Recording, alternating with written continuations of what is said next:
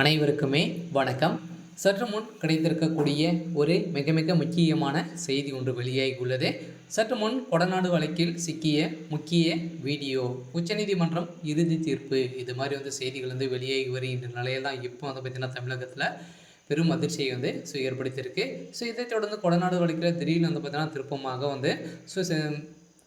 எடப்பாடி பழனிசாமி அவர்கள் பார்த்தீங்கன்னா ஏற்கனவே இவர் மீது பார்த்தீங்கன்னா குற்றச்சாட்டு வந்திருந்த பத்திரிகையாளர்களுக்கு இவருக்கு பார்த்தீங்கன்னா நஷ்டஈடு கொடுக்கணும் அப்படின்ற மாதிரி தவறான வீடியோ வெளியிட்டு இருக்காங்க அப்படின்ற மாதிரி தான் இவர் பார்த்தீங்கன்னா வழக்கு பதிவு செஞ்சுருந்தாங்க.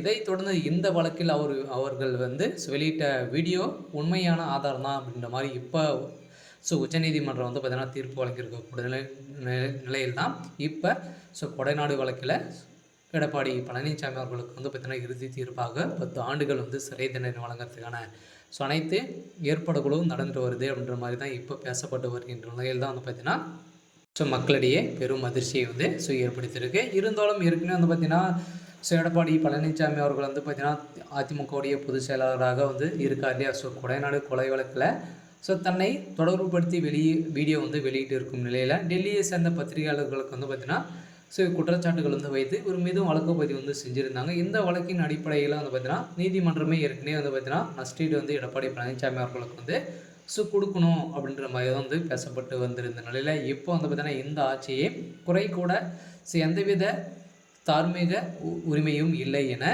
இபிஎஸ் குற்றச்சாட்டுக்கு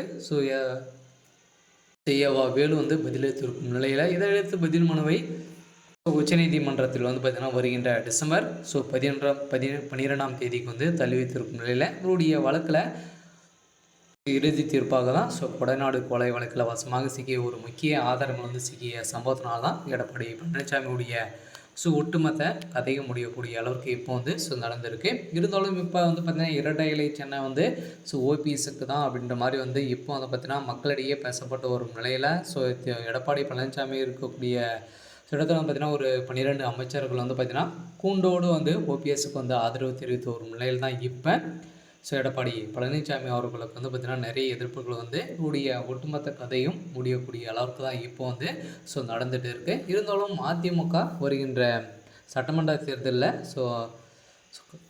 பிஜேபி கிட்ட பார்த்தீங்கன்னா கூட்டணி வைக்கும் அப்படின்ற மாதிரி தான் ஓபிஎஸ் அவர்கள் பார்த்தீங்கன்னா ஏற்கனவே மோடி அவர்கள் சந்தித்து பேசிய ஒரு நிலையில் இப்போ இந்த ஒரு வீடியோ ஒரு வைரலாக பரவி வரும் நிலையில் தான் இப்போ எடப்பாடி பழனிசாமியுடைய ஒட்டுமொத்த கதையை முடியக்கூடிய அளவுக்கு இப்போ நடந்திருக்கு. இருந்தாலும் உச்சநீதிமன்றம் மீண்டும் என்ன தீர்ப்பு வழங்க போகிறாங்க அப்படின்றத வெயிட் பண்ணி பார்க்கலாம். இருந்தாலும் இந்த வழக்கில் ஒரு திடீர் திருப்பமாக தான் ஒரு தீர்ப்பு வழங்க போகிறாங்க. இருந்தாலும் என்ன நடக்க போகுது அப்படின்றத வெயிட் பண்ணி பார்க்கலாம். இது மாதிரி செய்திகளை தெரிஞ்சுக்கணும் அப்படின்னா மறக்காமல் நம்மளுடைய சேனலை சப்ஸ்கிரைப் பண்ணிக்கோங்க. தேங்க்யூ.